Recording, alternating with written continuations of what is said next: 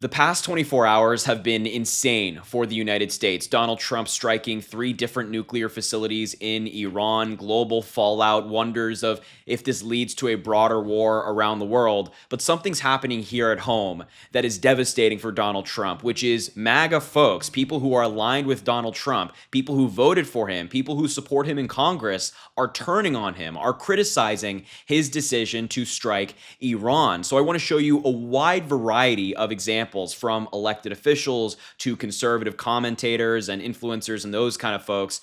But before I do that, I want to start here, showing you something that Charlie Kirk, a MAGA influencer, a huge fan of Donald Trump, posted recently. This was posted June 12th, 2025. So this was about 2-ish weeks ago, maybe a week and 5 days, whatever it might be. And he asked his followers, should the United States get involved in Israel's war against Iran? There were over 489,000 votes amongst his MAGA fans. And you can see the poll right in front of your eyes. 90% of his followers voted no.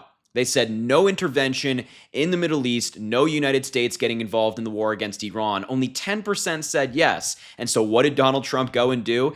He got involved in the war against Iran. He drone struck Iran 3 different places, and now the United States is on the verge of war with Iran if we're not already there. I imagine that we're already there. And so this has prompted a lot of backlash amongst those people who voted no. For example, let's just start with elected officials, people serving in the government. Donald Trump posted his statement announcing the drone strikes on Twitter yesterday, and Republican Representative Thomas Massie, MAGA guy, somebody who, wore the red hat, praises Donald Trump, votes with him virtually 100% of the time, said this is not constitutional. Now, that's something that a lot of Democrats have been saying. AOC and others have pointed out that what Donald Trump has done by just completely leaving Congress out of the picture and just going after Iran is not constitutional. And it's something that Thomas Massie, a MAGA Republican, is also saying. Now, I'm sure Donald Trump will come after him in some capacity, whether it be public or private. But this is a Republican representative saying this. Here's another example. Rand Paul's chief strategist, Doug Stafford, so he doesn't necessarily serve in the government, but works very closely with Republicans who do. And he said, quote, according to sources, the vice president, the secretary of defense, and the DNI advised against getting involved with Iran. Why have them if you're not going to listen to them? Wow. A scathing response. And it's a valid point. I mean, Donald Trump has been asked by many different reporters, like, hey, what's the intel that you have to suggest that Iran actually has a nuclear weapon? That's not an adversarial question. It's genuine curiosity. Like, why do you think that this is the case? And Donald Trump has just written everybody off. He said, no, my intelligence community is wrong. All those people are wrong. Tulsi Gabbard is wrong. The Secretary of Defense is wrong. And he just went with his own intuition, I suppose, is what he's relying on, which is not good if you're serving as president of the United States and you're getting the United States into a war. So why have these people? Now, let's be abundantly clear. The vice president, the secretary of defense, and the DNI in its current state with MAGA leadership wouldn't provide really any great advice anyway, but nonetheless, the point stands that why have them, even if you're coming from a MAGA perspective. Here's another one that was stunning when I saw it. Kim Iverson, who labels herself as an independent, but not really. She's pretty MAGA, and she endorsed Donald Trump before the election, has, supported Trump, praised him, and things like that. And she said, for the first time ever, I'll be voting straight Democrat in the midterms just to signal my absolute disgust with this administration's betrayal. A betrayal, she calls it. And look at this. Our only power is to keep handing losses to each side. When they fail us, at some point, they'll get the message. So she's saying, hey, I'm going to vote for Democrats in 2026. I've been betrayed by Donald Trump. And let's just be clear, this is absolutely a betrayal. Donald Trump told everybody that he was the pro-peace candidate, that there would be no conflict under him. And then what happens? There's an immense amount of conflict under him. Under 6 months of Donald Trump being into office, we are at war with Iran after all the Republicans told us that would never happen. He's the peacemaker. He's the peacemaker. And then suddenly, well, there you go. Now, I want to show you some responses from some just Trump fans, average everyday folks who subscribe to MAGA people. The great folks at Midas Touch posted this on Twitter yesterday. Steve Bannon's live stream chat during Trump's speech where he was talking about the strikes, and people were saying, I do not support this. Trump should have listened to Bannon. What a mistake. We're not going to fight for Israel. Steve Bannon, you have my vote for president, which is terrifying. This is going to be the most boomer speech, war, easy to get in, hard to get out. All of these average folks who subscribe to Steve Bannon, so they're already receiving so much misinformation, and they're as MAGA as they come, are saying, yeah, we're not on board with this. We're not in favor of going to war, getting involved in another conflict in the Middle East. And again, not elected people, average, everyday folks. Here's another one.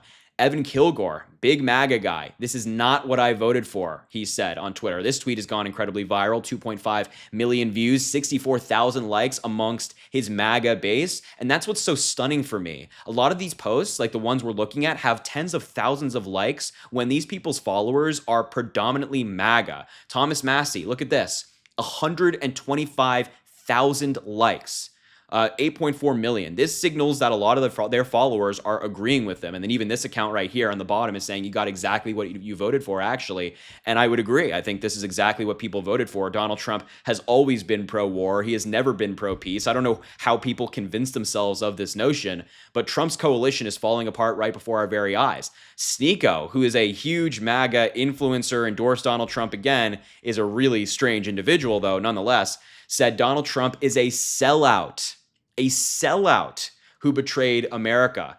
And they're starting to sound, like they're going to join the Democratic side in a minute here. I mean, I'd agree. Donald Trump is absolutely a sellout, but we've known this. It's, part of this is great to see so many MAGA folks turning on Donald Trump, but it's also frustrating for us as Democrats to be like, yeah, we knew this. I mean, we've been knowing this. We've known this since 2015 when he came down the stupid gold escalator he has. We've known this. We've known this forever. I can't believe they're just discovering that now Donald Trump is a sellout. He's always been a sellout. It's remarkable. Here's another one. MAGA influencer who, by the way, this, again, no liberal here. Her profile picture, her header on Twitter is Donald Trump in Butler, Pennsylvania. Caroline Sunshine, who has been very pro-MAGA, is like a pro-MAGA influencer, saying, I don't agree with Donald Trump's decision tonight, but I wish he would have thanked the brave U.S. service members who risked their lives to fly those missions before thanking Prime Minister Benjamin Netanyahu. That was revealing and un-American. Damn right it's un-American.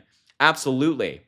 Absolutely. And it's also revealing, like, Donald Trump obviously has proven time and time again that he doesn't care about our troops. He doesn't care about their well-being. He doesn't care what happens to them. And so, of course, he's not going to thank them. Even if you give him a prepared speech, a speech that he just has to read off of a teleprompter, he'd find a way not to do it, or at least, fit it in someplace, but not make it genuine like he did during his speech. And Netanyahu continues to push Donald Trump around and take his lunch money like so often. It's crazy. The last one I want to show you, and by the way, let me be clear, there's a bunch of examples of this. These are not the only ones I'm showing you, but Harrison Smith, a guy that works at, as you can see, InfoWars, not a liberal outlet, as we all know, said, welp, I was wrong.